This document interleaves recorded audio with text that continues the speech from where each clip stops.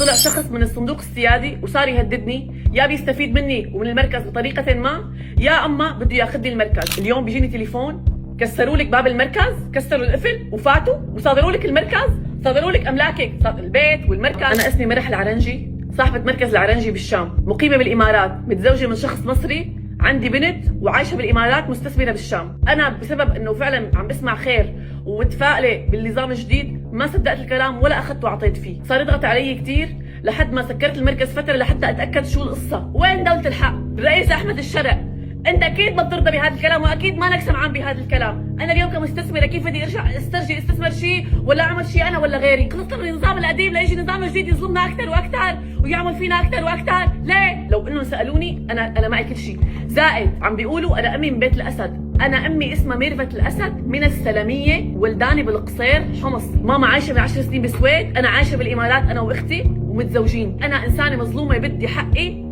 وما بدي شيء ثاني. اليوم واحد عينك عم بيقول لي يا بشاركك يا بنصادر لك، انا ما صدقت. بيتي فيه املاكي، فيه اغراضي، مركزي فيه اجهزه ثمينه، انا ما صدقت، ما شلتهم حتى. ليه؟ لانه انا بعرف انه هي الدوله دوله حق، معي الثبوتيات. وبيكسروا قفل المركز وبيفوتوا بيقولوا هذا المركز للفلول. انا فلول؟ انا مين؟